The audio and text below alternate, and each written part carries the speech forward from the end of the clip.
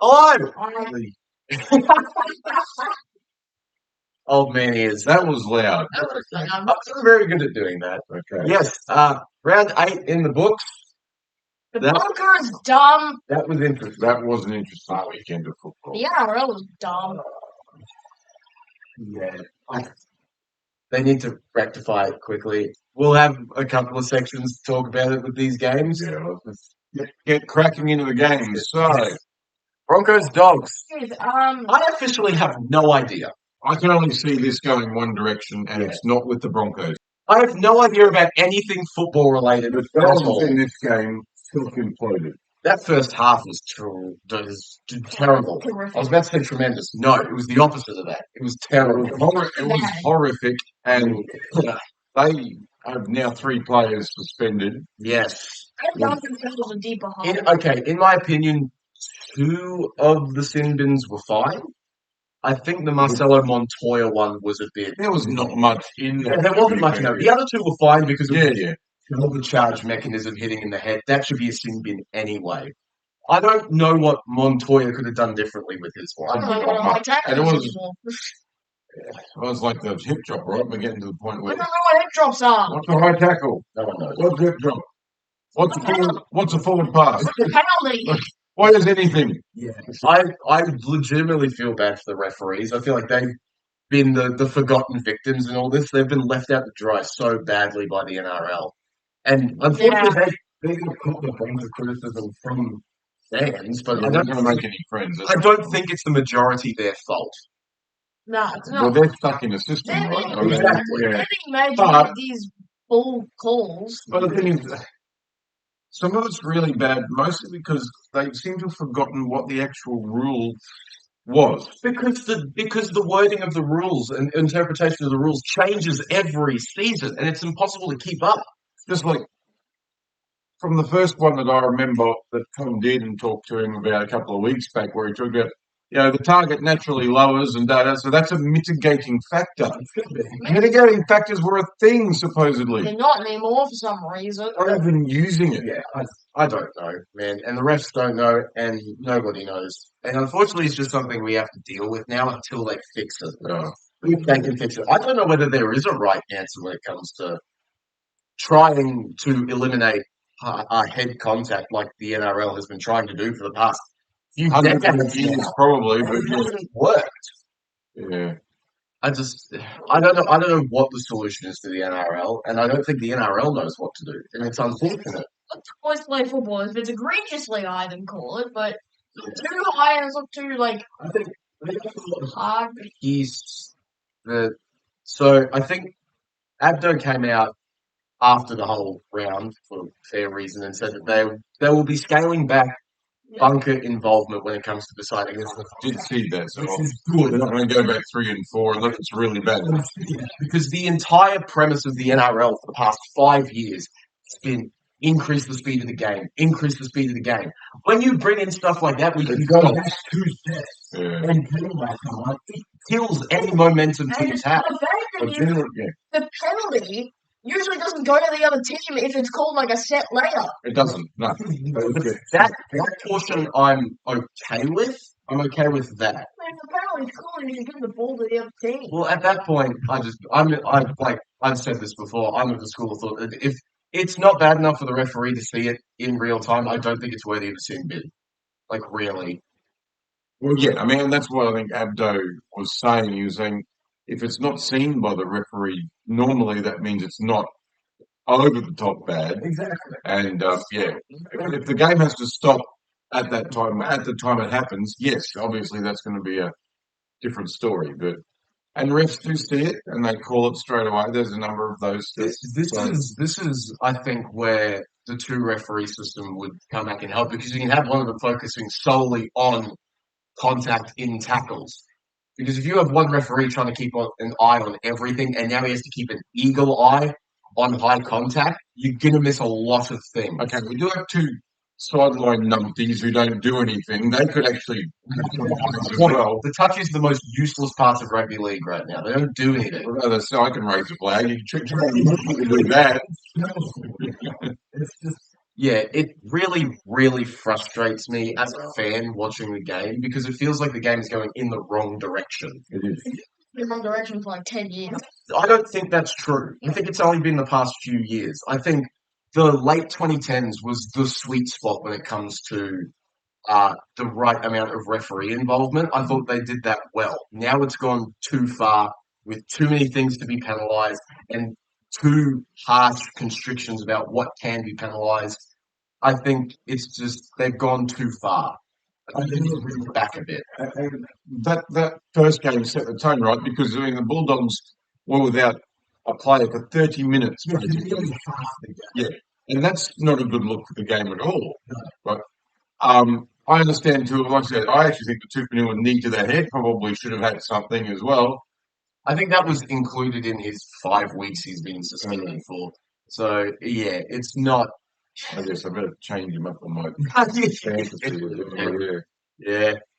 However, one person you don't need to change from your fantasy team because he was excellent in this game is one Payne Haas. And House, yeah, again, 96 fantasy points. Absurd, isn't he? He's really fantasy.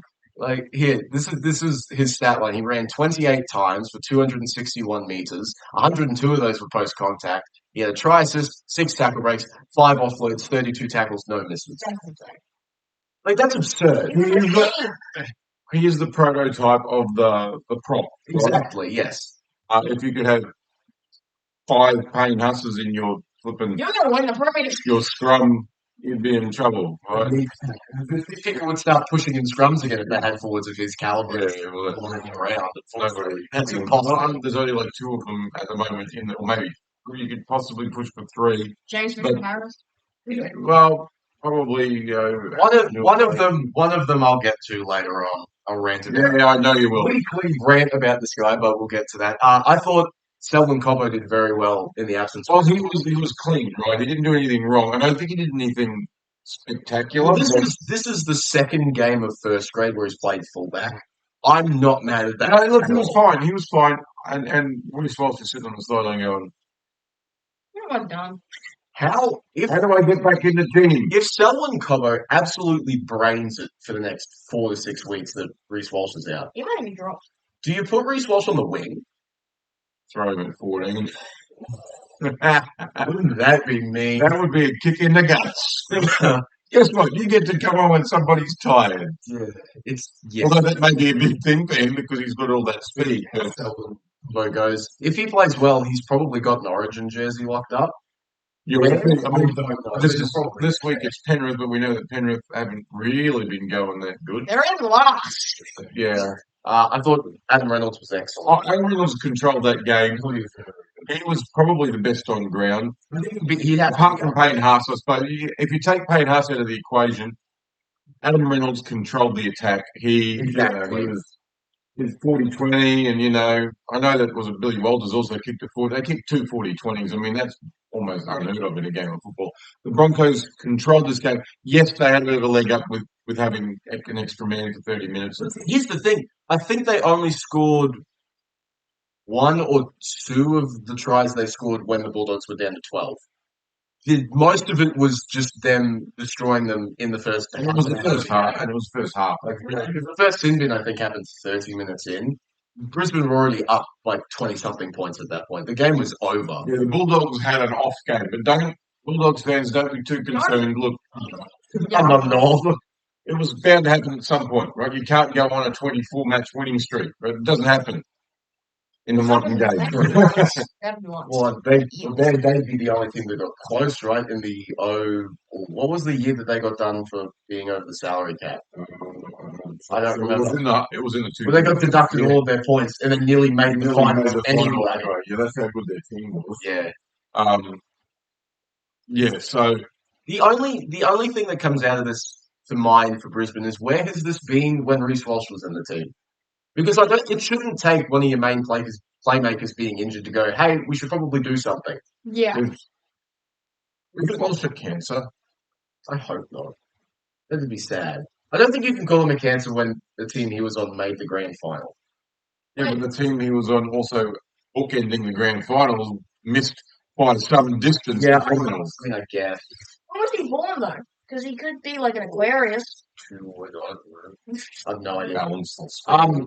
However, I thought Xavier Wilson was excellent. He's a great, great player, and I feel like they've been wasting him by playing him 20 minutes on the bench. He needs to be playing more minutes because he's so destructive. Well, he's been starting the last couple of weeks. Well, yeah, that's because they've had so many injuries in the second row. And Pat Carrigan was Pat Carrigan. Pat Carrigan's just his normal You're thing. going to get good things out of him nearly every game, whether the Brisbane Broncos win or lose. Most of Brisbane played very well. They played good football, unlike the Bulldogs, who were terrible. I mean, just yikes.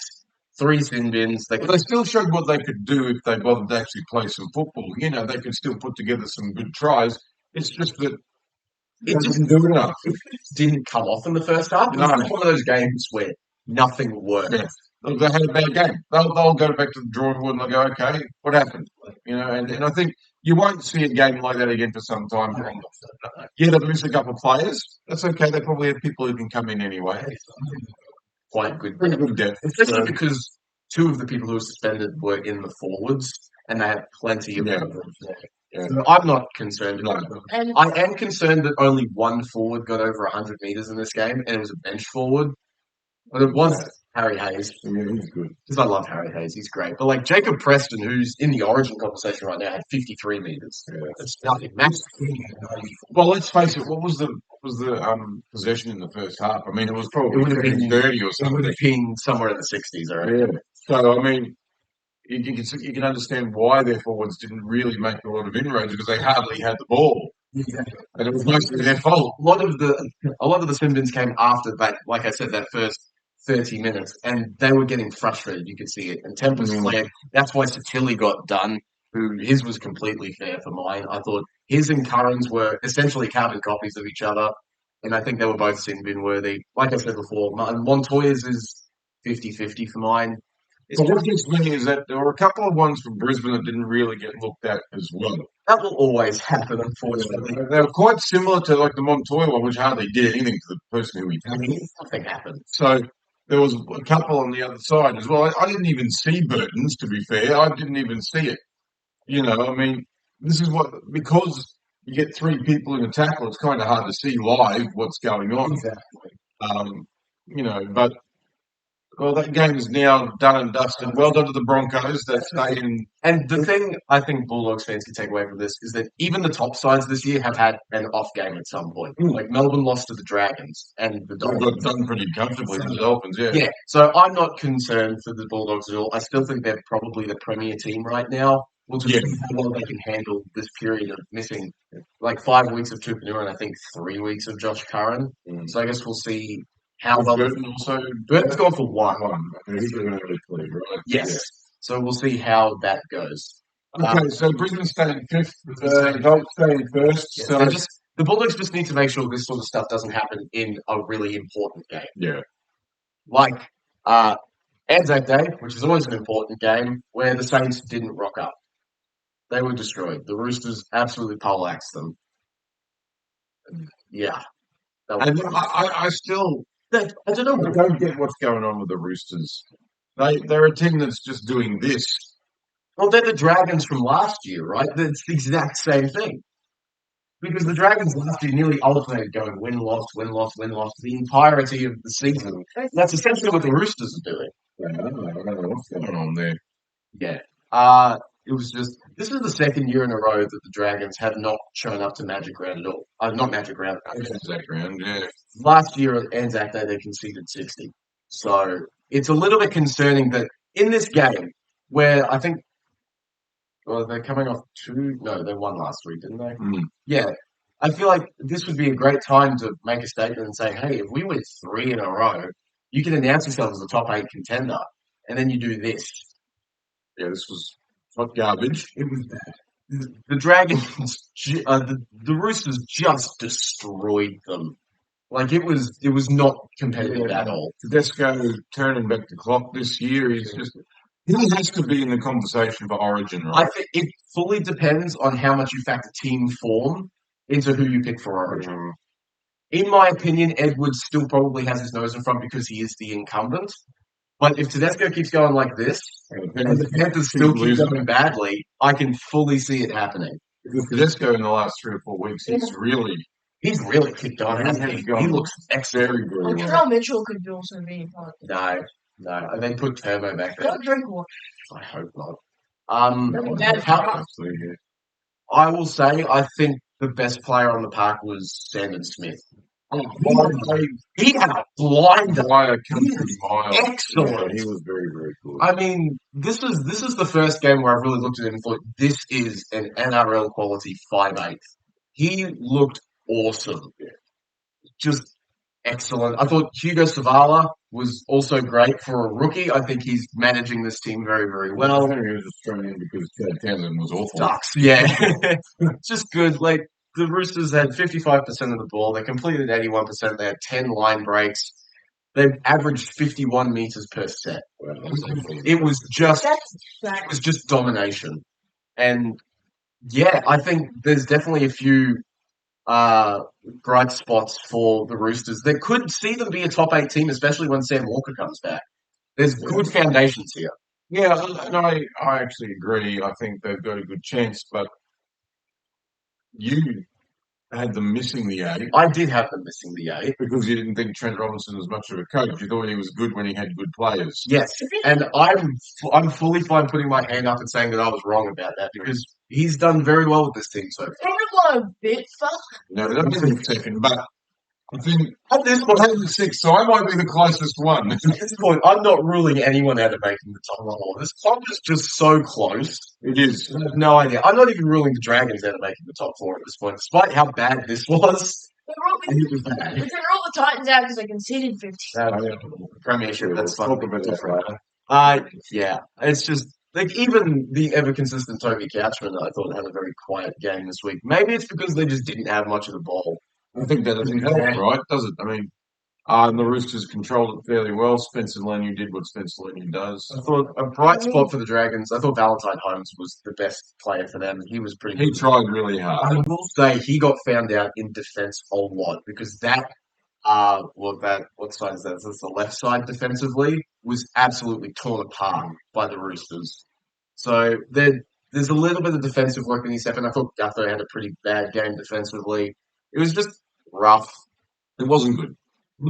We'll see how well Flanagan can get this team to bounce back. Yeah, we'll put that one in the bank for the Roosters, and the St George Dragons will have to. Sorry, St George Illawarra. Sorry, Illawarra. The George Illawarra Dragons will have to go back to the drawing board and go, what went wrong? A team that is still stuck at the drawing board. It's The Newcastle Knights. bad. It is. I think they're stuck at the drawing board without a pen. I'll talk about the Warriors first because I They were pretty a good. bit less to talk about with them. I thought they played fine. They did exactly what they needed to do. It was a gritty win from them. They did, yeah. Yeah. I mean, they possibly could have won by more, but it doesn't actually matter, really. Yeah, exactly. I just Yeah, you get 2 points in the end. getting the 2 points. Like that's the most important thing. I think. Absolutely, yeah. Wins are so like because of how Yeah. the comp is. Wins are very, very important. Yeah. All of them are. So it's good to see the Warriors actually be good because I thought they were going to be bad. Yeah, they were your wooden spoon tip. They were my wooden spoon tip. I'm fully wrong about that, and I'm fully okay with that. Man, I tell you what, if Reece Robson hadn't kicked on the past couple of weeks like he has, because he's been good, Wade Egan would be my favourite for the New South Wales. He is the Warriors' best player at the moment. He is. He is very, very good.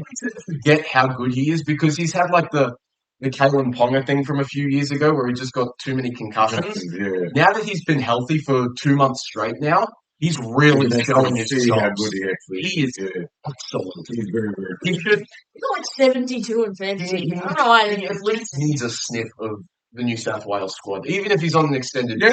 he deserves that. I think so as well. Um, Yeah, Reece Robson has come on a bit. and have a day, Adam Pompey. He had a great game. One of the best I've seen him play anyway. 2 tries, 170 metres, 8 tackle breaks. Just excellent offensive game and solid defensively to boot. Then the problem with Pompey is next week he could run 25 metres and miss 3 tackles. A little bit of inconsistency in that. He can be a bit inconsistent, but that was really, really good. I think that Taff has really woken up the past few weeks because I remember after about a month, it was like he's too inconsistent. He can't run this team well enough. he's really shown that was wrong. You know who's been doing really well off the bench? My fave, R4. Yeah. He's been doing excellently off the bench. Yeah, he's been good. And I think we're going to be talking about him a lot for however long he's starting. Aaron Clark. Oh, my word. Tell you what, bang for your buck could be buy of the year. I think so. Excellent. I think it's James Harris. He was at the Gold Coast last year doing nothing. He goes to New Zealand and But you know what? He's going to be a top 5 lock in the one NFL. of the best locks in the competition. Also, there's so much good in this Warriors forward pack. That who's their starting second rower? Leka Halasima. He's awesome. I I love hear his name a lot, that's sure. Steve for a guy of his size. He could be a real star. Yeah, I like the Warriors team. I If think the it's Warriors a good team. develop him properly, he'll be so good. Very, very good. Yeah, very good. And of course, the Knights, there's not Yeah, actually much to Castles. say. They're not good. They're not No, good. They're not good. They're just They are bad. They are quite possibly one of the most inept teams I've seen with the football in my entire They life. just can't score They can't anything. do They anything. can't. It's so bad. And Kalen Ponga, one of the best attacking footballers in the competition, Has done nothing. has fallen through the floor. There's a fun statistic that the NRL keeps track of called pass to run ratio. Yeah. And it's exactly what it sounds like. It's how many times you pass versus how many times you run when you get the ball. Yeah. The league average for fullbacks this round was 1.02. So they ran roughly about the same. as they passed. Yeah. Chance of the clock stats in this game was 0.21. Kalen Ponga's was 1.4. So all he did was pass the ball. For a guy with arguably the best footwork in the NRL, And he's so strong through the hips. he's so strong. He is one of the most dangerous players Yeah. with the ball. He should be running so much more than that. Right. I don't know what the game plan is. It should not be this. The Giants just ran these Chance guys. ran all the time. Well, you know what to expect from Yeah, Chance. he was run hard right at you. Yeah. Kalen Ponga should be sitting around 0.7. Yeah. He should not be passing more than he's running, in my opinion. Now we know he has a good passing game, but he's so strong when he runs the ball. But I think he's behind a pack that gets smashed every single week. I will say, speaking of the pack, I think Kai Pierce-Paul has been quite good. He's been good, passing but rates.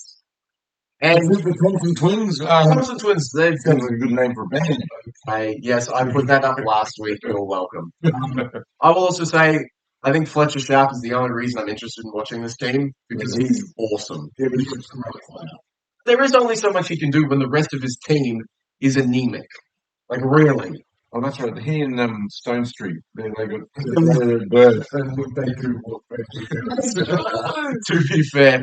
But yeah, I'm just interested in watching Fletcher Sharp because obviously Dylan Brown goes to this club next year. What the halves orientation between those two is the really interesting thing. I don't know whether you play Brown as a halfback or a 5'8". They're a similar player, right? I think Fletcher Sharp is slightly more running oriented. They have a kick. He's true, but he doesn't need to because he's so fast. He's fast, but you need more than speed in your arms. Maybe Newcastle are kind of just in a holding pattern for this year, waiting for Dylan Brown, which isn't good by any stretch. Getting with the food. Well done, boys. Yeah, well, Newcastle are used to that, right? They won 3 in a row. So. The Panthers could get the wooden spoon at this point. Yeah, Who knows? see about that. Get that. I thought also James Schiller had a really rough night. He was one that was like most of the team was bad. You could point him out and say, yeah, he had a bad game. He was just not good defensively. I thought under the high ball he was shaky at best. It's just a bit rough. Redmond Best was okay, I thought. The best is fine. There's only so much he can do when the people feeding him the ball aren't doing it. Yeah, that's right. Yeah. So He does well when Ponga does well, right? And unfortunately at the moment, that's not happening. the Knights need to figure out how to score points. Yeah. Because here's the thing, their defense is fine. I'm not mad at their defense at all. They are the second best defensive team in the competition right now, behind the Bulldogs. I know the saying is defense wins championships, but you need to score more than 8 points a week. Offense tells you by how much. Exactly. And yeah, they're not winning championships Winning anything. when their defense doesn't stop more than they can I wonder what they're going to do in the halves. And it's been the question at Newcastle for the past 3 years, I think, because there's always this revolving door of halves. Because it's like, Nobody wants to be there. well, Tyson Gamble is fine. I've always He's not thought him more as a 5'8" than a halfback. So if you're going to play him, you need to play sharp at 7, and I don't know how well that would work. I know Willie Mason thinks that Tyson Gamble is completely useless. Which is just the most random footballer feud I've ever seen. He's useless. I think Jack Cogger is fine. He works as a backup. I don't think he's your guy. They haven't played Jackson Hastings at all. That's kind of odd. I think they clearly want to get rid of him. They just want to offload him somewhere, but no one wants him. And he's just kind of sitting in reserves and doing nothing. I don't know. I don't know what the answer is for Newcastle besides get Kalen Ponga running the ball more. Trying to start winning the tackle. They're just not doing With the that. forward pack they have, it shouldn't be that hard, right? At the very least, with Pierce, Paul, and Thompson, you should win at least 40% of your contacts, and they just don't. It's not. They get smashed everything. Exactly. It's just not good. very, very strange. And the Wales continue in the top 4. Yeah. They're still up there. Newcastle Newcastle are Fast sliding. Yeah. last something there. dropping and dropping fast. They need to figure something out. A team that doesn't need to figure anything out at the moment. Sure. Is Melbourne for now. I do wish they won this game by more, and I think they should have. Maybe that's credit to Souths, because I thought their scramble defense in this game, That was actually not I bad. thought they played fairly They well. weren't horrible. They're missing a little polish because, of course, Cody Walker's not playing. Yeah, Playing Jai Gray on the wing for some forsaken reason. that's the stupidest idea ever. It's a bold strategy, Cotton. Let's see if it pays off for him. Personally, I don't- play on the wing. There, it's a misstep. They wanted to put Latrell at fullback, whatever, but they didn't want to leave Jai Gray out of the team. Latrell is Latrell needs to go back to centre, put Jai Gray back to fullback, and even if put Whiten into the 6 from the start. yeah, He's the 6. well that's what happened is that they had Jai Gray moved to wing, that Campbell Graham pushed to the centres, and Jack Whiten was playing 5'8" Okay. for when Cody Walker got ruled out. So it was Whiten and Sullivan with a halves combo, which was Look, I think I hate Jaden Sullivan. He's not right. I think White needs to be 6. Put Cody Walker to 7. Well, he's out for a few weeks now. He tore his calf at training. Maybe. And now that Latrell is suspended for a week as well, his spine is decimated. Unpopular opinion. Maybe put Jai Gray halfback. Well, who do you put at fullback? Who do you play? You say Mitchell was out? Did you say? Yeah, Mitchell's suspended that's this right. coming week. To put Brian at fullback. Maybe Gray at fullback for this week, but maybe as a longer term. Maybe, I don't know. I know that all the fullbacks have made 5'8". I think the simple answer for when everyone is healthy is Jai Gray at 1, Latrell in the centres, alongside Jack Whiten, in my opinion, because your halves combo is Cody Walker and Jamie Humphreys. What about Campbell Graham? Where does he He's go? yeah, on the wing, maybe? Johnston and him on the wings? He's tall enough. He's a good high ball target. And Isaiah Tass hasn't really been setting the world. No, he's been pretty average. It's tough. In a team of average, he's been average. It's been like the teams. Yeah, exactly. I thought that, however, I will say, we brought up Jack Whiten. I thought he was best on ground in this game. He had a blinder. He tries hard every single game. And I'll never fault Jack Whiten for his effort. You can sometimes He's a bit of a grub, the but red mist does come over sometimes. Yes, I was about to say the same thing, but it's a bit like I don't know who else does things like that. I don't know, Cody Walker, Cameron Munster. Cameron Munster. You've got Tony Staggs. They all have moments where they can just lose a little bit of control. Reed Marnie's too small to do anything stupid. Game. I thought that Ewan Aitken played well. Peter Marmazelis has really started to show his stripes as an NRL. I like Marmazelis. I think he's going well. I think he's doing well to be the Damien Cook replacement. I think he's done perfectly fine. Yeah. It's just He's scoring well in fantasy. I know that. what. Yeah, it's So his stats are obviously they need to get they need to win rucks because they are currently leading the NRL in missed tackles. So that's not the mark of a Wayne Bennett team. No. So So I usually find him near the top of not missed tackles. they need to fix that because it will start to cost them close games like this if they can't make tackles and hold on to like stop teams from offloading. Which Melbourne don't seem to do a lot, to be fair. But if you're against Uto Manu and Sean Bloor and Eli Katoa and all these guys, you need to make tackles. And Souths just didn't this week, and that's proof. Because Cam Munster broke 8 tackles. He was their best player. He had a great game. He is so loose. When he's on, it's like he's got spiders on him. No one wants to tackle him. He just runs around. Oh, man, the hole. I tell you what, I love to watch it in Origin. I hate watching it at club level. I hate it. Yeah, I know you don't like the Storm, but they're a good football side. Yeah, I've never been a big fan of Cameron Munster, but I will not take away the fact that he is an excellent player. Coming back? I think in the next couple of weeks. He's in reserves at the moment. Yeah, football. He'll be back in the next couple of weeks. I hope Warbrick isn't too far behind him because he's been missing for a few weeks as well. So they're not at full strength by any No, means. and they're still winning games, right?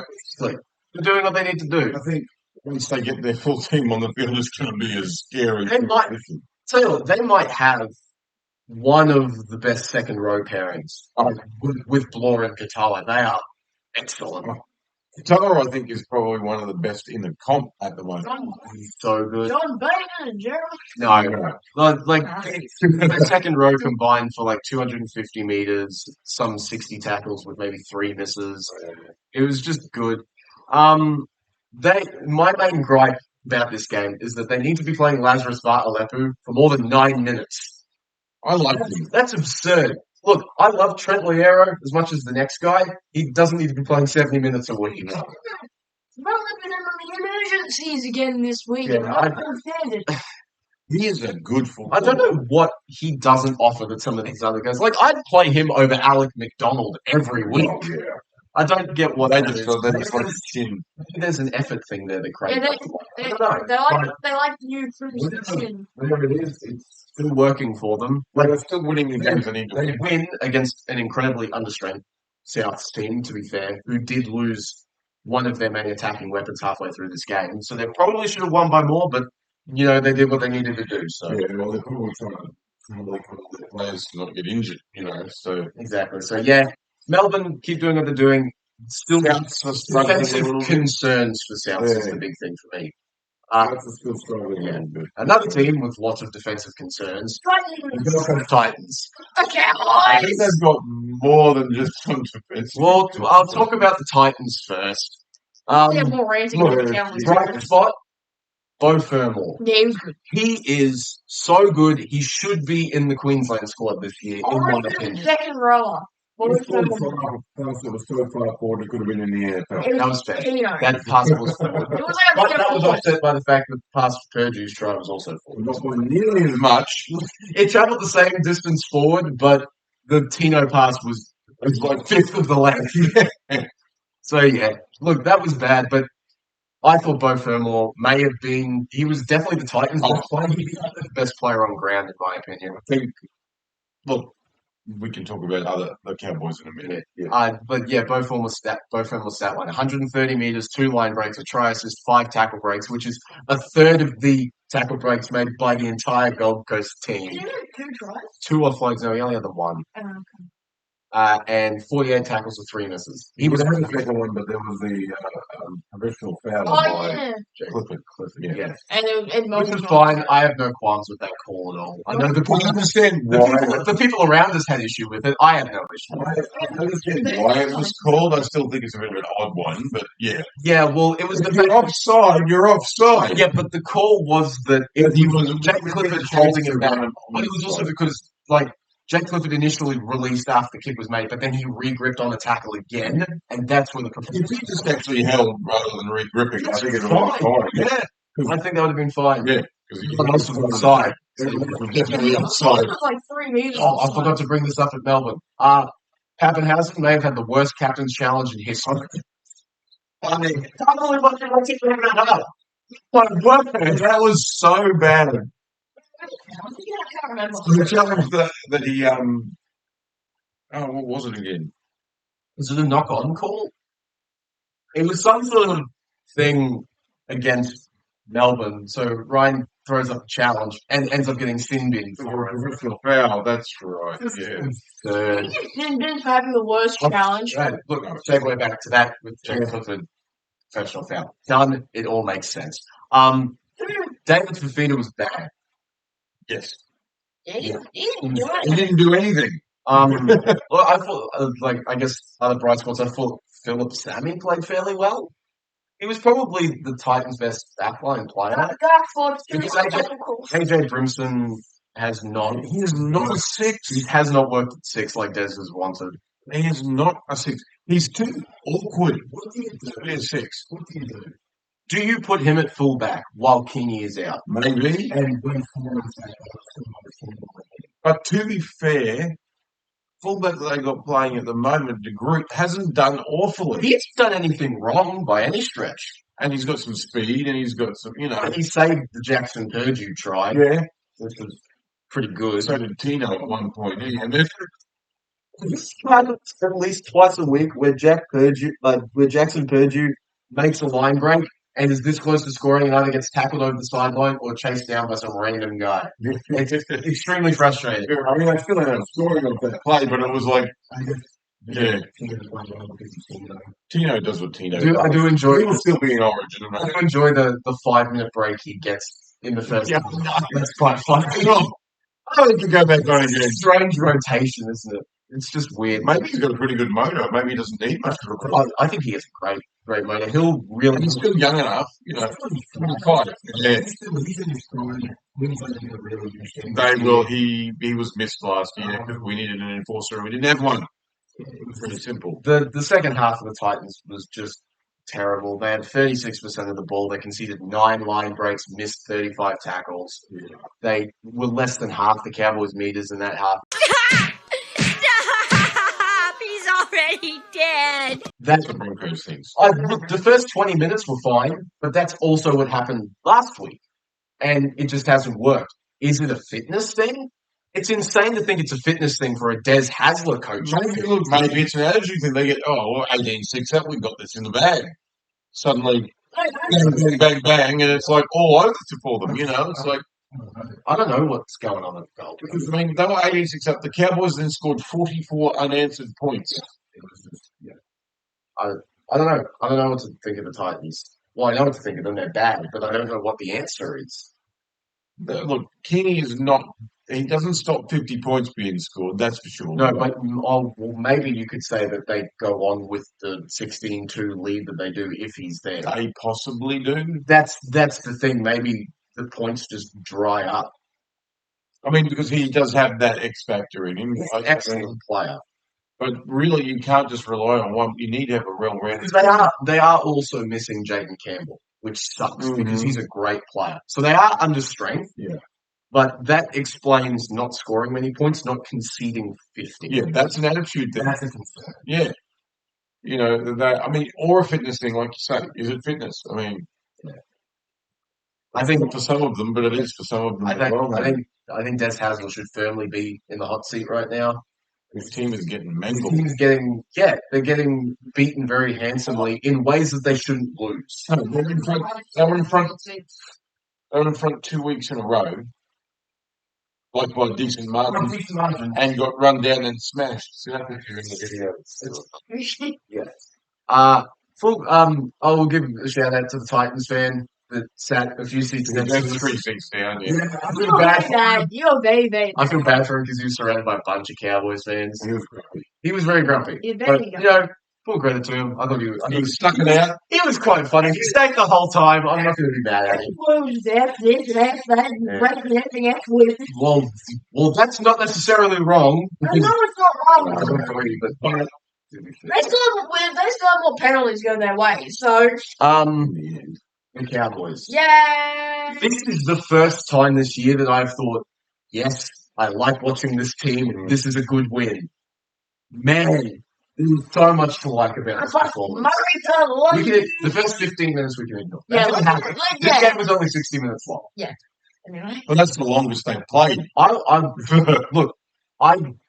I've been a known proponent of this guy for as long as he's been in the Cowboys.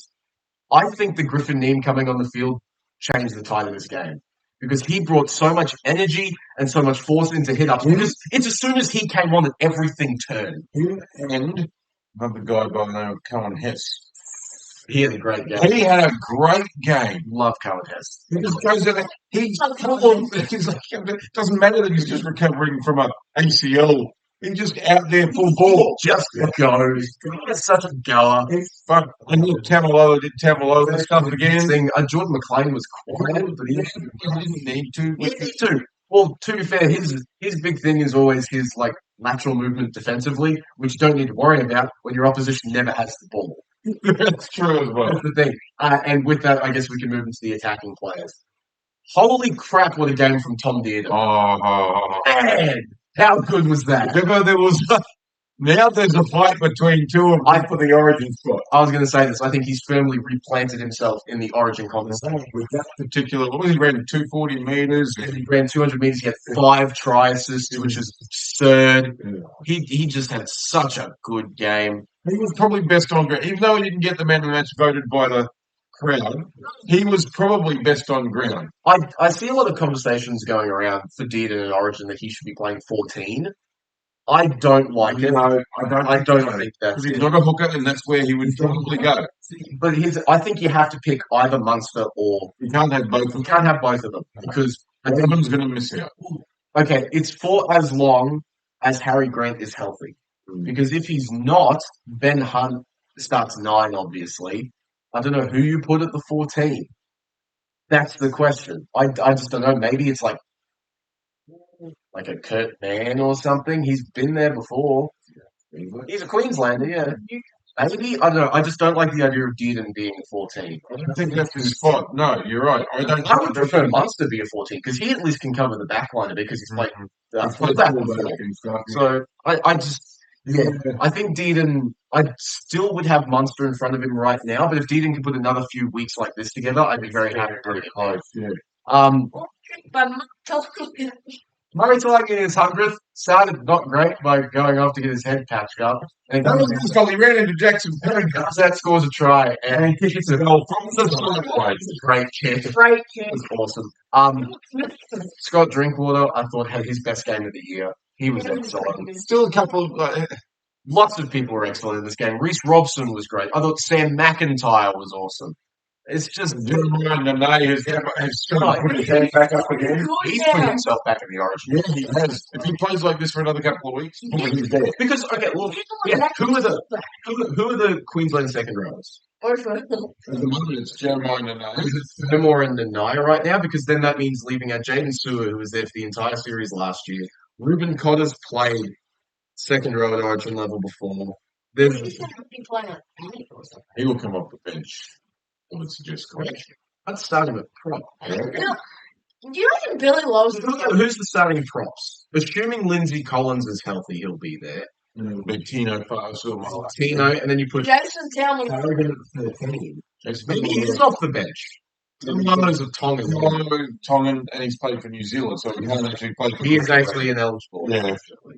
It would be good. But yeah, I don't know. There's a lot of very interesting conversations about origin positions right now. I'm very interested to see how... With these last few performances the Cowboys have made, they've had a few players put their hand up again, which may be bad for them. I feel vindicated. I know who you're about to talk about. Because Rob Derby is awesome. Yes. This was... it was one of the best games I've seen a Cowboys winger play. Period. There wouldn't be many people, just looking at this game, there wouldn't be many people better in the air than him. Amazing diffusals. I mean, my word. Overrated, and he's still putting his hands up and it's the bang. On the Cowboys try line. And tops that, it's a Titans try. Yeah. Reaches back over his head. It doesn't look like dropping it, right? It's not in the end. His defensive decision-making is so good. I love watching him play. I'll also give full credit because the past few weeks for Jackson Purdue have been all about how good his attacking football is and how, flashy he is. He was wrecked in the first 15 minutes of this game.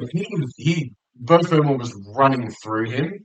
And to his credit, he stuck it out. Like, he was nursing a shoulder complaint for, I think, most of this game. He decided to smash his head into Murray Talangi's head as well. That looked so bad. Yeah, to his credit, he fully stuck it out. And that was pretty difficult. Tough hombre, right? They breed them tough up here in North Queensland. Yeah. We have to be naturally tough. So it's just a good day for the Cowboys to finally get their for and against to something respectable. I think their attack clicked. It really, really clicked. You know, Their movement out wide was so good. Nanai has really, I'm really going to rave about him until he has a bad game, because if he can fix his defensive issues, he is probably the best second rower of the competition. yeah. If he can fix his defense, because his attack is obviously amazing. Right now. And this is without him being a high ball weapon for the past 2 years. If he can get that back, you couldn't find a more complete player, I think. No. Imagine, like, Stefano Udoikamanu might argue a little bit, maybe. but This was a great game for the Cowboys. Rolly Olakawatu might argue a little bit. Yeah. This is just, But yeah, I think that was a very, very good performance. Very few missed tackles, which for the Cowboys, like 18 or something. It was for the Cowboys, that's pretty impressive, right? Because we know that they've had some defensive issues in the past. I would say, I do think that who's the second sin bin? The Brock Gray sin bin? I don't think it was a sin bin at all. I don't think there was anything wrong with that tackle. There's a lot. Look, we can argue these sin bins till the cows come home. Nothing we say is actually going to change what they're going to do. But maybe if fans are loud enough, they'll decide to fix something. It worked before. You remember after the 2019 grand final with the trainer debacle with Elliot Whitehead. And immediately, because the NRL do a fan survey at the end of the year, and one of the questions was specifically, should the NRL put measures in place to reduce the amount of time trainers are on the field? It was some 90% yes. I think if fans are loud enough about something, the NRL will fix it, because the fans are what keep the league going. If you alienate the fans, it dies. Speaking of that, something we forgot about with the Bulldogs game was the guy kicked the ball and it hit the Broncos trainer. Yes. And then That he was had sad. to kick it again, and he lost 15 metres because of it. Which is unfortunate, because it was an excellent kick from Tony It was a Sexton. very good kick. Great kick. And yeah. Anyway. I felt very happy watching this game as a Cowboys fan for the first time this year, I think, because it's the first time that they've looked like the Cowboys of old. Yeah. So let's hope that this is... And there was smiles everywhere. They were so happy, weren't they? You see them mob Murray Talangi after he scored. This is such a good moment. And he kicked it too. And kicking the goal, everybody was smiling and laughing. It was great. And this game wasn't without its challenges, because they spent quite a bit of time in that first half defending their own line. Conceding only 3 tries with the amount of possession the Titans had is honestly fairly impressive. Yeah. So let's just take that first 15 minutes out. Let's not do that again. Yeah. And play 80 minutes. This game There's not going to be many teams that could beat them. You're correct, yeah. was 65 minutes, amazing. Exactly. Yeah. But the sin bin stuff is stupid, like I said before. What else is stupid is how bad Penrith are right now. Yeah. I have officially lost faith. Oh, man. This is bad. The NRL is winning. I've run out of excuses When for them. Penrith lose, everybody else wins. Look, Ivan Cleary said in the aftermath of this game that the ladder position really doesn't matter right now, which is fair, because they're technically only 2 wins outside the top 8 right now. But you need to be playing better than whatever this is. I'm sorry. This is You garbage. need to be playing better. This is bad. You know what's really bad? Is there are teams way ahead of them on the table who are paying $141 or something to win the comp. And they're $15. $15? And they're coming dead last. So dumb to book trouble. What the hell? I should have looked at what them paying to miss the 8 in the preseason was. That would have been Like hundreds. That would have been free money. But yeah, it's just, they can't, the big thing with the Panthers this year is that they can't do their usual, pressure building, gritty style of football. It's clicked onto their style. Well, because No, they're missing lots of players. Is what it is. There's two things. So their play style, which is always this gritty sort of pressure building football, they can't do because the amount of talent that they've lost has brought in all these rookies that don't know how to play that style, so they make boneheaded errors and stupid penalties, just letting teams into their own side of the field willy-nilly. I think that because we all talk about how talented Jerome Luai and James Harris are, because they are phenomenal football players. They maybe were the heart of this team. This team doesn't look like it's enjoying playing football right now. Jordan Luai's the real goat, and they're just feeding off Jordan Luai. I really, it's just... No, I watched the 2023 grand final. I know that that's not... That's fair. Right now. Yeah, it's tough watching Penrith right now. I will say who was it? The Scott Sorensen one that he got done for was stupid, in my opinion, because he had two people around him. He had Nathan Brown running off the back fence. If he tries to do normal tackle form on that, his shoulder is getting dislocated. He did the best he could do, especially with two people around him. Like, he couldn't bring his arms out or anything because he hit one of his own mates in the face. And then he gets penalised for it and has been suspended for 3 weeks. That's because he fought it. Had he known it would have been 2. It would have only been 2 weeks. But him getting suspended at all for that, in my opinion, is dumb. Well, It's so stupid, man. there's a number of those that we've seen in the past, and I don't think that's ever going to change the judiciary. So, I mean, Cleary and Yo were still their best players because they always are, but it was... I think he had a pretty off game. Why is Casey McLean still here? He's so terrible. I don't get it. He's so bad. And the more annoying thing is that they have Tom Jenkins playing outside him, who for his entire reserve grade career made his name by being a gun left centre, and they are playing him on the wing. Why? Why is Casey McLean a better centre than Tom Jenkins? I don't get what Ivan is saying. Dylan Edwards still is working his way back in, but Yeah, but it's just like Isaiah Papali'i hasn't worked. I don't know what his role is. Whatever it is, it isn't I working. don't think he knows what his role is, and that's part of the problem. So I thought they would have signed him to be a second rower so they could push one of Liam Henry or Lindsay Smith to be middles. But that hasn't happened. He's been playing in the middle, and I don't think he's a middle forward. It's and Blaise Talangi. Look, I get if you want to stay the course with him, but it's not looking good. Maybe this year is just write-off for them. It's insane to say after 8 weeks, but this is a third of the way through the year almost. Okay, so let's have a look at the facts. They're playing at home. Not really. They're playing against a team that doesn't travel very well. And they were beaten quite convincingly by this team that doesn't travel very well. Yeah. And who haven't actually been setting the world on fire themselves recently, the Manly team. I mean, they're not... There's no excuse for Penrith anymore. Nothing's working. I guess it's just proof the salary cap works, if anything. Maybe. Finally, I mean, it took a few years for it to happen. Well, their junior system has just been absolutely poached by everybody. And then Why wouldn't you? it was only a matter of time before some of the gun players got better offers elsewhere. And now I think it's finally, all the factors have finally caught up with them, and it's meeting in this really bad season that's happening right now. As good as Cleary and Yo are, they're not the whole team, right?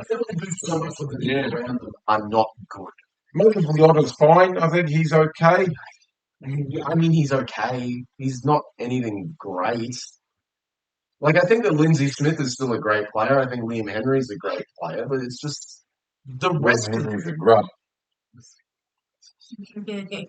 But it's if you look at No, Liam Martin's a grub. Sorry, not Liam Henry. Liam Martin, he's a grub. but even he hasn't really kicked No. this year. He's had 1 or 2 decent games, and that's been about it. Yeah. It's just the big issue for me is their backline because it's got Dylan Edwards in it, sure, but if you're running a backline that's a combination of Paul Alamotti, Casey McLean, Tom Jenkins, and who's the other winger? The centre, isn't it? I was like, Tungo. Tungo was off the bell. I know he was there. That's right. He was in the centres. They've been running Luke Garner in the centres a couple times this year. They have not I found. think they, because of It's the finally hit lack of personnel has finally hit them, and it's a rebuild year for them. It happens to every team. It does happen to every team. It's just You don't really expect it to go from the penthouse to the outhouse in one season, but It has happened for Penrith at the moment. I wonder if a team has gone from winning the premiership to the spoon. Be interesting to look. Well, okay. Like salary cap points deduction notwithstanding, is there a team that has gone from first to last in 2 consecutive years? I need to look into that. I actually don't know. Melbourne did, but then again, that's because Of the salary cap thing. I'll have to look into that. I'll see if it would be interesting because for which year though. no, the last time they won was 2014. They didn't come last in 2015. So Parramatta, I think, had the most spoons. Yeah, Who would be? I'm trying to think. No, they don't. No, they don't. Souths have the most premierships. You got that backwards. No, they don't. Yeah, they do. Parramatta have the most spoons. Why are we talking about Souths? No one likes them. No one likes Penrith right now. No, Everybody hates the segue. Yeah, I thought they played fairly well. they did. They played how they had to play against Exactly. the depleted Penrith team. Penrith thought they were coming back there for a little while. They had 2 tries, Yeah. and then Just not anymore. That was it. I thought that Dale Cherry Evans played well. Tom Trbojevic being back, I think, gave him a It gives them so much confidence, doesn't it? I thought Ola Kawatu was great. I thought he played very, very well. you know what you get with all of them. Yeah, we brought up Turbo before. He was good. He had one of his better games this year so far, I think. Ruben Garrick playing well, A lot of the Manly backline, I think, benefits from having Trebojevic. Ola was excellent too. I mean, You didn't see these sorts of great performances when Hopewadi was back there. And that's no slight against Hopewadi. no, it's not Tom Trbojevic. It's not Tom Trbojevic. This team has always had great attacking upside when Turbo was in this team. The big concern for me still, I think, is the forwards. But they did it with the Penrith forward pack, which isn't bad by any stretch. But it's not as big as it used to be with Fisher Harris and Yeah, because like you said, they've got Leota and Yo and Mark Sorensen and these sorts of guys who are still good players. Yeah. But the big thing to come out of it, like you say, Sorensen suspended for 3 years. To be fair, they could fully empty the tank this week because they are coming onto a bye now. So maybe that's just a function of them being at 110% and the old forwards were just going for it, which they can't do most other weeks. So I guess we'll see if it's a turnaround or if it's just a 1 out. Well, unfortunately, they're playing a team who's on a bit of a high at the moment, so we'll see how they go. Yeah, we'll see how this goes. Next game we're looking at. Raiders Fins. What a game this was. I was right about this being game of the round. I thought the Finns had them, eh? I thought that first half was awesome from the Dolphins. And then the faders did the inverse fading, I suppose. Yeah, what do you call that? They did the rating. Yeah. I've been trying to come up with a rhyming thing for it, and I can't for the life of me get one. The fella is an excellent halfback. He is playing so well. Man, he's good. Oh, Jamal Fogarty news. Oh, yeah. The news out of that. Basically, officially has been there signed for the next 3 years. on severe unders, in my opinion. 700k is not enough for Jamal Fogarty. With how good his kicking game is and how consistent he is, he should be on 800k minimum. He was the conversation right, Origin, right? He cannot be a 7. He is not a 7. Unfortunately, I do think that Daly Cherry Evans has that spot for as long as he wants them. Past that, however, I guess it's Sam Walker, if he's healthy. Fogarty. I think Fogarty should be in the conversation. Please pick him. He's got a good kick still, right? And his kick. His placement kicking is the best in rugby league. He is so he puts the ball exactly where he wants it to go every time. And I guess dynamic as well. That's the thing. I guess the argument of who's got the better kick, you got Adam Reynolds can also put the ball. Yes, exactly. That's fair. And Nathan Cleary. I love watching Jamal. And he's got a bigger kick than those others. Probably the biggest mistake in Titans history that they let him go, to be fair. Yeah, well, It's up there with Reynolds leaving the Bunnies. It's just bad. But yeah, that Averillo try on halftime was one of the best of the year. That was awesome. But it's So, look, the Dolphins are a good team. They got run down, didn't they? Well, yeah, the second half of the Raiders was so dominant. 61% of the ball. They had 70% of the field position, 31 tackle breaks, 6 line breaks. They completed at 92%. The Raiders are becoming the Cowboys of a few years ago. Man, the Raiders are good. I love the Raiders, and I hate the Raiders. I love and hate the Raiders. They're just weird. Alex Young continues to be the informed second rower, despite not scoring 2 tries for the 100. He Yes. still ran for 200 meters and broke 5 tackles. Like, what do you do? He is the best second rower right now, and he has that sky blue jersey all but locked up. Oh, he'll be there. There's no doubt. He has to be. about that. Yeah. I thought that Joe Tapney did his usual Joe Tapney He's thing. Joe Tarpany, isn't he? I mean, 12 or 13, I think. Okay.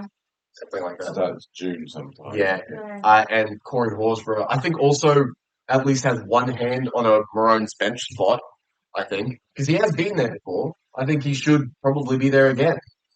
He's playing well enough. Corey Horsburgh is having a very, very good season. He is. As long as he's just not a sore. Him marked up against like Liam Martin or something would be cinema. That'd be so much Remember fun. Reed Marnie at the hookup? Oh, Yeah, well, Marnie in Corey Horsburgh. Queensland. Man, but okay, if you're going to do that, then you need to have Cameron Munster in the team. yeah. Would be absolutely awesome for the, Props for Queensland. for the Just origin. grubby For grubby. Origin, it would be perfect. Yeah, I don't think it's like it. I'm also sick and tired of Ricky Stewart picking out these random English forwards that tend to be awesome. Because Matty Nicholson has been excellent. Morgan Smithies has kicked on this year as well, which is good to see. There's just so much good in this Raiders team. There is. If They have to be consistent through the year, though. That's where they fell away last year.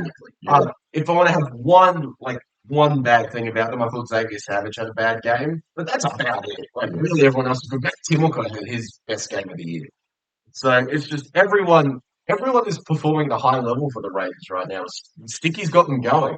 For the Dolphins, I thought Jermaine Azarko was quite good. Zach Averillo was doing his thing. Herbie Farnworth was Herbie Farnworth. Katoa, you know. Yeah, Isaiah Katoa. I think losing Daniel Saifidi hurt them quite a bit I think so.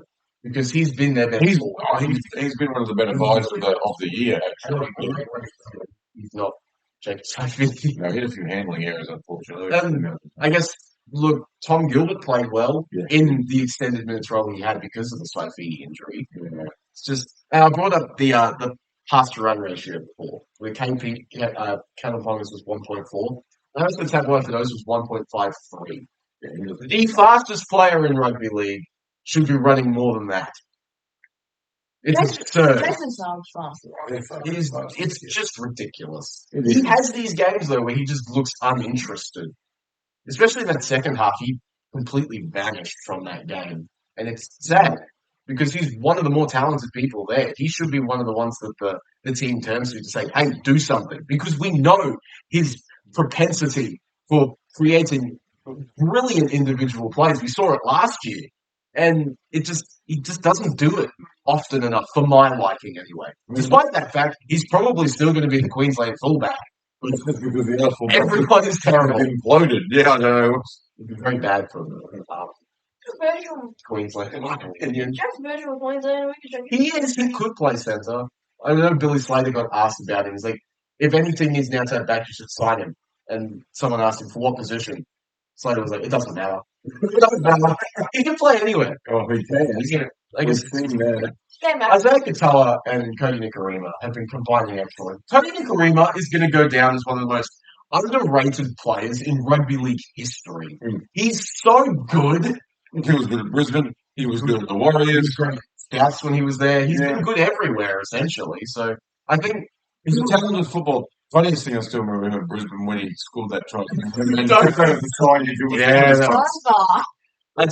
it felt like the Dolphins kind of ran out of steam towards the end of this game, and that comes as a function, like I said, of the safety. And that's what can happen, right? I mean, you're playing man down, the rotation's different, you're getting tighter. Because they're also still missing Max Platt, Yeah.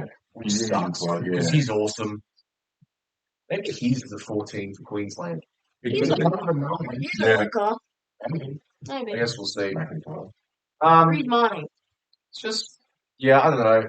Yeah, it's just, I think it was the forwards were the big thing. They just ended up they just ran out of steam against probably the best pack in the competition here at the Raiders. Yeah, to be fair, I think they probably them and or Cronulla are the best pack in the competition. Overly concerned for the Dolphins. I think once their forward pack gets healthy again, they're going to be fine. They'll win these sorts of games. Yeah, they will. Later on They in the weren't season. far. They just needed probably one more try. Raiders. Yeah, well, look, the fact remains they should have gone on to win this game. They should have. Yes, They should have won this game. They unfortunately didn't. They need to figure out how to ice these games, especially for a young halfback like Isaiah Katoa. They did it against Melbourne, but they couldn't do it against Canberra. Exactly. Yeah. So it's just great. Maybe they're a foul out type thing. Maybe they have to be behind first and then chase them down. Comeback kids, right? Yeah, because that's what they did against Melbourne. They were down 16-0 or whatever it was, and then roared over the top. Cowboys.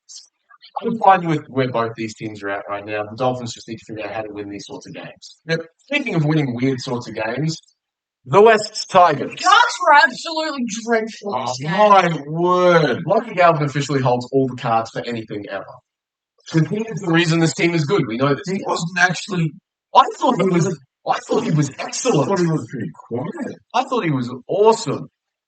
Seriously, you're at work with this game. Galvin, yeah, he ran for 111 metres, had 2 tries, 29 tackles, 4 misses, which is okay for a 5'8", and he kicked for 300 metres. I thought he did fine, especially because all of the circumstances around him the past couple of weeks, to come back into the team and perform the way he did is an extreme testament to how professional he is, and also how professional the rest of the team is. And this is going to be my biggest glowing endorsement of Benji Marshall as a coach. The fact that he's held this squad together is nothing short of incredible. Well, the fact that he actually dropped him to start, I didn't agree with. I think that was a higher up decision. To be fair, they'll pin it on the players. I think it was an administrative thing because it's this new because they switched ownership going into this season. I reckon it was the new regime saying, "Hey, the Tigers have a reputation of being pushed around by players all the time. We're putting our foot down." It lasted a week. This bringing him back makes the Tigers look weak, but it makes them a good football club. This is the problem. I think if the players are willing to play with him, like they seem to be, leave him in the team because they're a top 8 team if they play like this. They are a top 8 team. Terrell May. The only one that's keeping Payne Haas honest. That's it. Man. So this game went for 89 minutes. He played for 84 of them in the middle of the field, and he was livid when he got substituted up. I remember seeing he was pissed. So he played 84 minutes. He ran for 228 metres, 3 tackle breaks, he had 8 offloads, 42 tackles, no misses, and is now lone second on the Dally M leaderboard. If Laurie Daly does not pick this man for Origin, I'm going to punch him in the face. Because I don't know how you're going to do that, but no. I will buy a plane ticket and fly down to punch Laurie Daly in the face. Because That's why you hit his nose and stop. there is no reason Terrell May should not play Origin. I cannot think of one. Could you imagine it? The bookends of New South Wales being Payne Haas Haas. and Terrell May. Man, I'm going to rave about Terrell May every week because I love him. He's so good. And when he puts up performances like this, and he's mad when he gets a 5-minute rest, that shows how invested he is in playing football. Passionate for the game, yeah. And that was the thing that the Roosters said they let him go for, is that they had concerns about his work ethic. You can look at this and where are the work ethic problems? There's nothing there. I think I wrote this down. He's made some 300 tackles this year and missed a grand total of 5.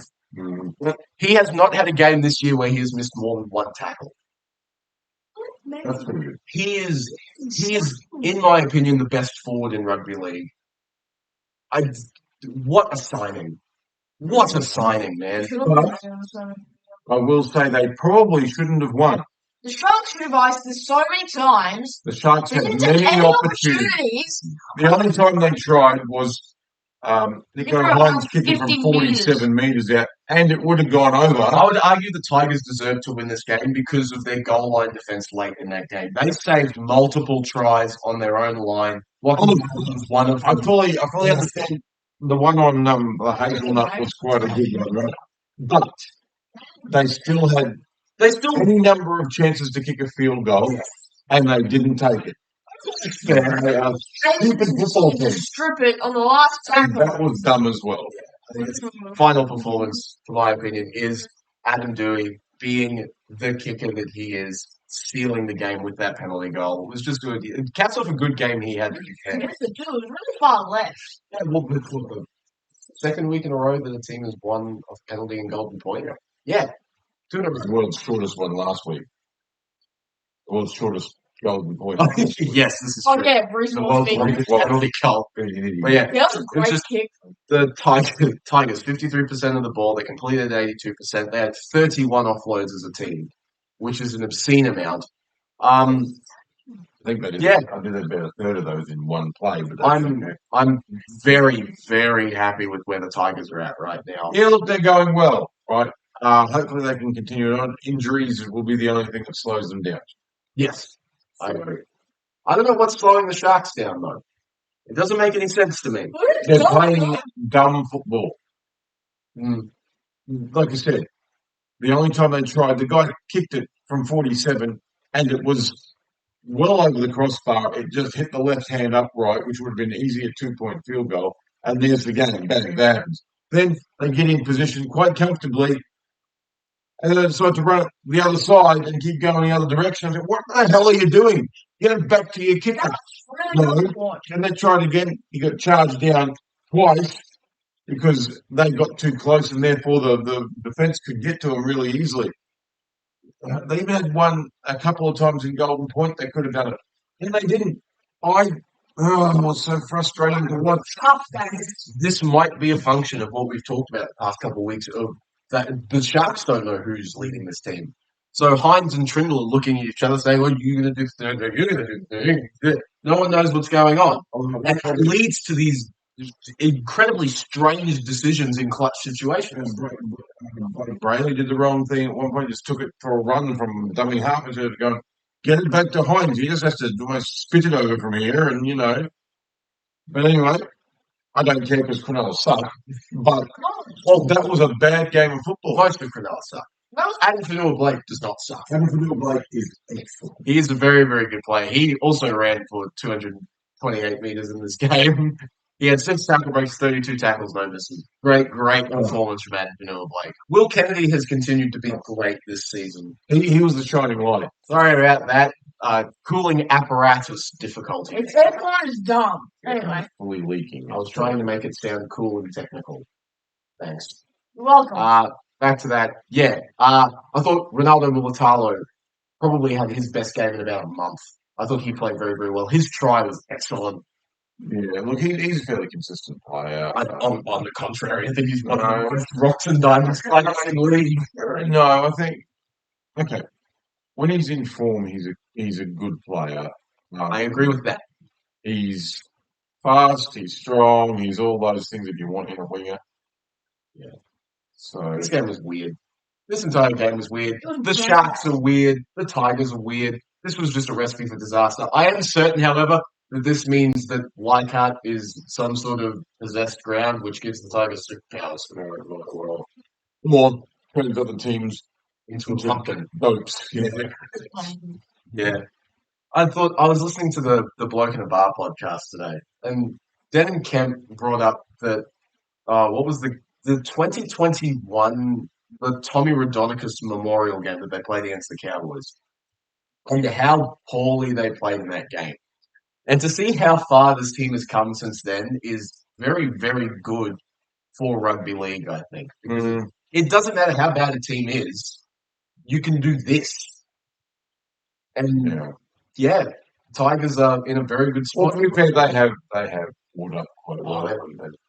What a recruitment drive, right? And I didn't even talk about Fanua Pole this week, but that's because he got sin bin. Which was stupid. Sin bin was dumb. It was so dumb. I hate it. And not just because it's Fanua Pole, but it was just stupid. Because we brought up the thing before of the how if it's caught like after the play, how it doesn't get penalised or anything. It got penalised here. He didn't get penalized now, okay? It was dumb. It's so stupid. I've ranted enough about the refs in the past 2 weeks to last me a lifetime. But yeah, it's just stupid. I don't like it. Well, I hope you keep it okay, and now we're going to look forward to Round. next round. We're going The to highlights of the rugby league calendar. We're going to next year. We're hoping that the ground doesn't fall apart. That's what I'm concerned about. After the rain and stuff, yes. And they had they had a rugby union game and an A-League game there this week as well. So Well, if the ground person gets it up to scratch, he deserves a he raise. deserves the keys to the city. Yeah. But I guess we will see how that goes. Sharks Eels opens this round. This will not be good. I Sharks. don't know. I think the Eels are cut here. Eh, Kale Iro is back under the name KL Iro. Now he's changed that as a homage to his dad, which is I think quite nice. Yeah, that's He's a straight swap in for Mayron Hiroti, who has done something to his leg, I believe. Braden Hamueli is also named in place of Tuka Hautapua, which is I like Braden Hamueli. Great name. Good. he's a Tuka Hautapua. Great name. player. Campbell Tuolangi is suspended, which means Charlie Guyman starts in the second row. Kisione Kautoga is back to his, in my opinion, preferred side, which is his right side, which means he's running off Mitch Moses, which could bode well for him. If he has no attacking stats this week, it's because it's an effort problem, and he should probably be dropped. I guess we will see how that goes. These guys have split the last 6 times they've played each other. The Eels, I don't think it's a lay down the way Cronulla have been playing. yeah, the Eels are coming off the bye. Sharks are coming off a very disheartening loss to the Tigers. This could very well be an upset. I don't think it will be, No. but I think it'll be Oh, close. this is the game it could be. This may It's probably the most The likely. Sharks have to come back with something after that. That was bad. We know the litmus test of the runs is they can't beat good teams. So fine, the Tigers are a good team. There we go. We've got By that. the logic, though, the Sharks will win this one. If we think Parramatta are a good team, No. then the Sharks will win. They were There we go. Para a good couple of weeks ago with Moses coming back. It gave him a little bit of a boost. But can they keep that up? It might have just been a thing with Moses coming back. Roosters Dolphins. This could be a good This is anybody's guess. Very, very interesting. The only time these two have played at Suncorp Stadium was the Dolphins' inaugural match, which they won, if we remember. For this game, the Roosters had the same 17 for possibly the first time this year. They've had back-to-back same squads. For the Dolphins, Felice Kafusi is back and takes the place of the injured Daniel Saifidi. Jeremy Marshall-King and Kurt Donahoe also returned, which is really, really good, which means Ray Stone moves back to the bench and Sean O'Sullivan and Kenny Bromwich drop to the reserves. I think the Finns probably get up here. Yeah. I do too. Yeah. If we're following the pattern of the Roosters, they're going to have enough time this week. So. And we know how many points the Finns have got in them when they get going. Exactly, yeah. I'm expecting a big game from Herbie Farnworth here. He could have a hat trick here. I actually expect a good one from Hammer as well. We'll see. It'll be interesting. It's the Origin audition, right? This is all in Brisbane. This is where Queensland selectors will be looking. Yeah. Bunnies Newcastle. This could be a very bad game. Bunny's going to win this This one. is going to be the worst game of the round. This is going to be bad. For the Rabbits, Latrell Mitchell is suspended, which means Jai Gray takes his rightful place at fullback. Jack Whiten is the 5'8". Ewan Aitken moves to the centres, and Tallis Duncan starts in the second row. Lockie Hubner is also back via the bench. Fletcher Myers and Liam LeBlanc also joined the bench, and Lewis Dodd is relegated to the reserves. I don't know how I feel about Fletcher Myers coming off the bench. He's a dedicated outside back.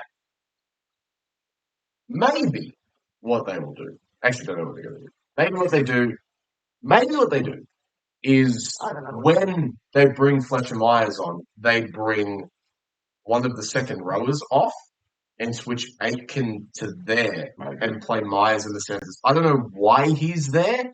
It's an interesting choice. Covering some Injuries, maybe. Yeah. They haven't really. I guess they have had quite a few injuries because it's Souths.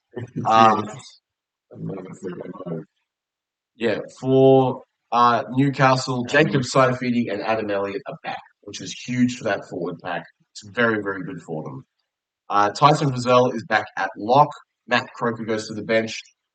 Tyrone Thompson is out as well as Thomas Kent, which I find sad because he's good.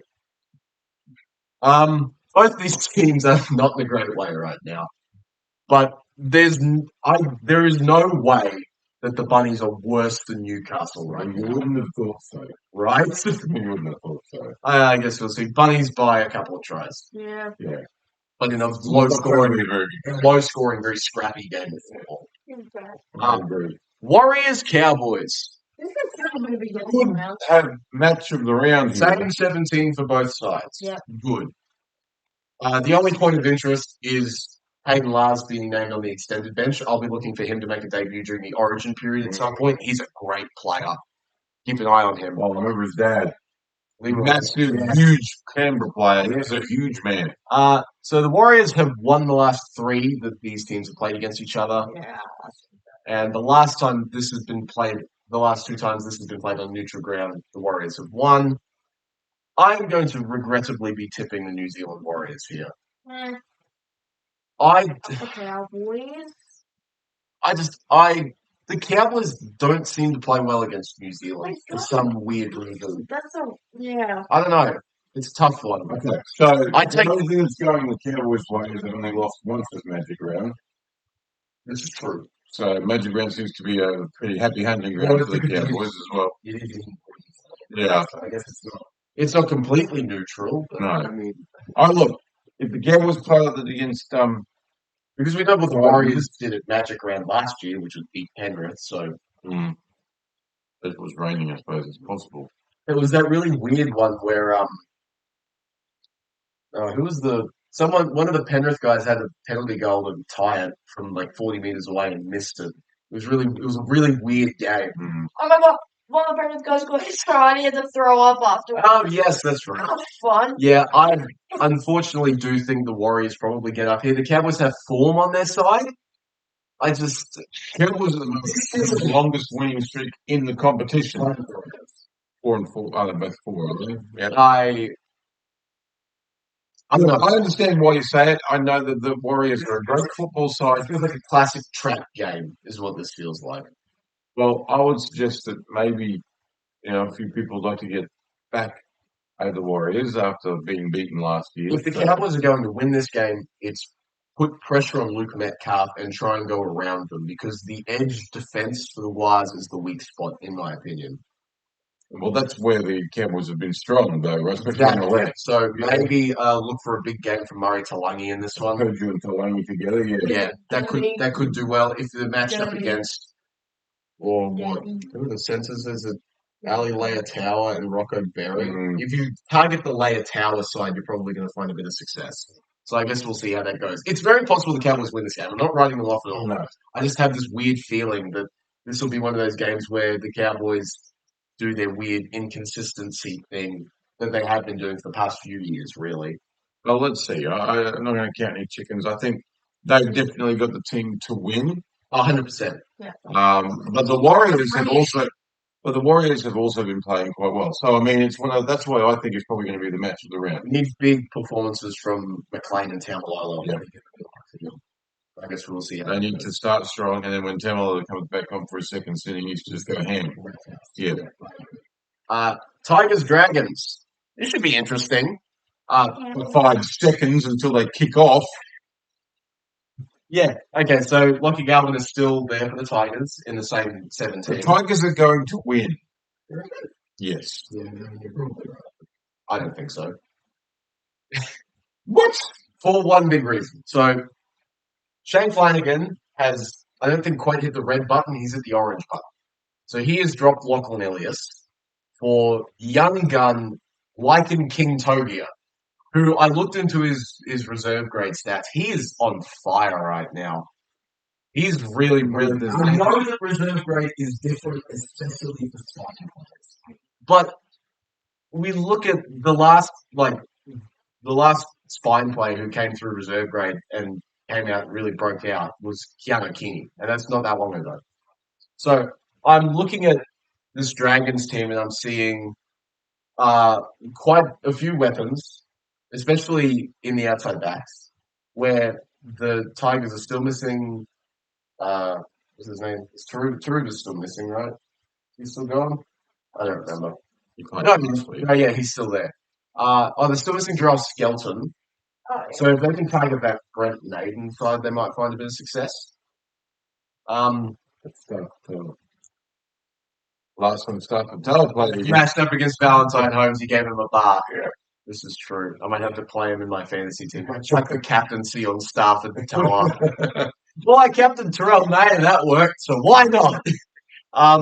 Yeah. I think they're going to cut it off Terrell May. But also, Sione Finau is dropped out for Queensland Origin legend Corey Allen. So, there's that. Legend. Yes. Absolutely. He played one game. Hamish Stewart starts at lock, and Jack DeBellin reverts to the bench. Good Scottish name. And Blake Laurie is on the Stewart. Very good. That's a very Scottish name. St George have won this matchup the past 4 times. This could be interesting. I am expecting a St George bounce back. I think they get up here. Lots of points. I guess we'll see maybe last week's. I said draw for the Anzac Day game. That didn't work very well. Maybe last week's game may have taken a bit out of the Tigers due to the emotion around it. And it went for a long time as well. It was one of those long games. So, yeah, I understand where you're coming from. If the Tigers can play up to standard, they'll win, I think. But, yeah, can they keep it up for the length of time that they need to? Let's find out. We'll find out. I'm picking the Dragons. Yeah, okay, fair enough. I'll be wrong, but, So jump on the Tigers, anyone who's... Titans Bulldogs. David Fafita is dropped. Probably fair. He's not injured. He's just dropped. Yeesh. Jamin Jolliffe is suspended. Boys, both of those two, the voids are filled by Puny Payne and Tiny Tino. Being Cleveland's and Isaac. I'm doing very well fighting this. Games to these brothers. It's doing very well. Unfortunately, Brock Gray tore his ACL against the Cowboys, which sucks for him. I don't remember that happening, but yeah. It happened in like the final 2 minutes or something. He played out the rest of the game, apparently, so that's a tough son of a gun. Oh, absolutely. His spot is replaced by Josiah Pahulu. Cameron Serrano is forced into a few changes based on suspensions. So, with the missing Burton, Khan, and Tupanua, you have Bailey Hayward moves to 6. Daniel Saluk-Fafita takes Josh Curran's spot. Curtis Morin and Blake Taft join the bench. Surprisingly, there have been 4 games played at Suncorp Stadium between these two, and they split them, but these were all in the early 2010s. I assume Suncorp was at least a hybrid home ground for the Titans at that point in time. I think the Dogs win this fairly convincingly. The Titans just... It'll be. Look, we saw how they performed without Burton earlier in the year, and it wasn't pretty, but it was fine. I'm thinking you'd play a few 2 or 3 tries-ish. Yeah, I just don't think the Titans have got much at the moment. They're just, Because I don't see this being a good matchup for the Titans at all, because the Bulldogs will just bruise them. Yep. Really, they'll just bruise them. Yep. I'll go through the front door. Bruise easily. Yes. Very easily. Each. Penrith Bulldogs. Casey McLean is finally dropped. Yay! For now. Because Scott Sorensen was initially named. He's gone. They named Luke Garner in the centres. So very easily, Garner shifts back to the second row and Casey McLean comes back in, which would be terrible for Penrith because I said before, Casey McLean is bad. Who was going to be there? Garner. Yeah, Garner. Luke Summerton is at 9, replacing the eye injury suffering Brad Schneider, which sucks. Trent Tolau joins the bench in his stead. For the Broncos, Jordan Rickey is back. Brendan Piakura moves to the bench. Tyson Smoothie goes to the 18th man. This is the first time this year I'm going to be tipping against Penrith.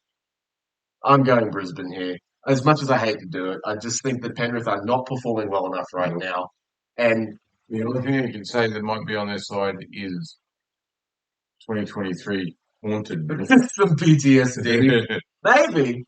But no, Penrith are not playing well enough. And they lose this, and I think then they have to win a lot of 1 or 2 of their games to make the 8. So that's not going to be easy over an extended period, especially since they will still lose a couple of players to Origin. Good defensive, low-scoring game, this one, in my opinion. I think Brisbane showed last week that they can certainly still put some points. absolutely. I think Broncos 18-10. Goes Broncos to 30-10. win Yeah. pretty easily, I think. Like I've put the only winning by 8, but it'll be fairly convincing. Like it'll just be a junk time try in the final 5 minutes of Penrith or something. It should be something like that, in my opinion. Storm Raiders. This could be a good game. My prediction for game of the round. This is going to be fun because it always is between these two. For the Raiders, Suafa'alongo is named, which is great after clearing concussion protocols. Tui Kamikamica is back on the bench replacing Lazarus Vatalepu, who joins Nelson Solomona on the reserves. So Nas is named in the reserves. He could be working his way back at some point. Yeah. The Raiders stick with the same 17 that the Dolphins. Yes. These two have split the last 4 games they've played against each other.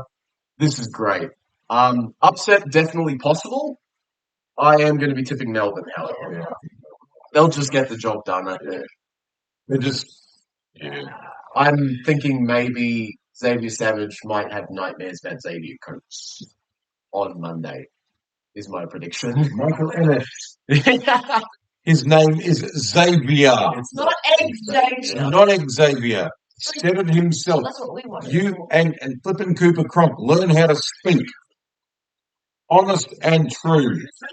We're done with the Yeah. previews now. So speaking of commentary, really, really coming around to listening to Kevin Walters in the commentary box. He watches football like an 8-year-old with candy. He has so much fun. I love listening to him. He's a moron. I like him going off half-cocked about Penrith back there. That was funny. Get back, baby. Yeah. Really? Yeah. Okay, to be fair, most commentary was like that. I can guarantee if Phil Gould was in the commentary box, he would have done the exact same thing. I'm not so sure. He's a little bit more measured than... I think he's more measured than Kevy, but... I think Kevin Walters is awesome.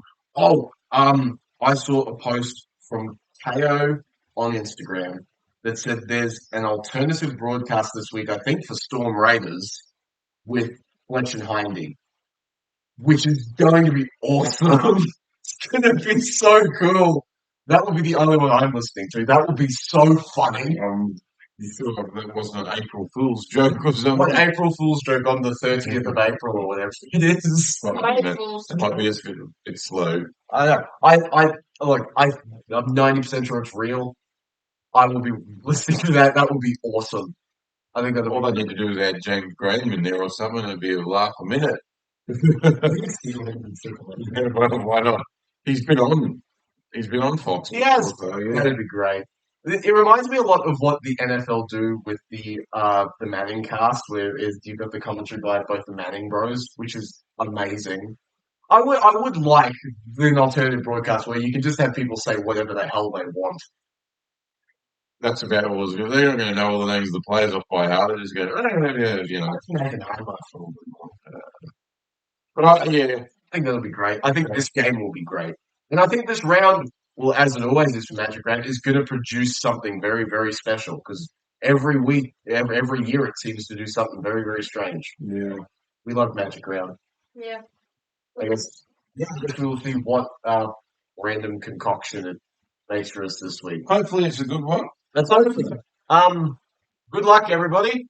As usual, if you like what you see, give us a tick or thumbs up or whatever. Check us out on Spotify or YouTube, whatever. Subscribe if you like. We're not like saying you must subscribe, but it'd be nice if you did. Just a bunch of morons that like talking about football. If you like to talk about football and like to hear a lot of stats and a lot of nonsense chat, if there's anything you think we missed from this week, leave a highlight in the comments. Yeah. I'll try and reply to as many of them as possible. Good luck this week, unless you're the Warriors. Yeah. Enjoy the footy. Catch you guys.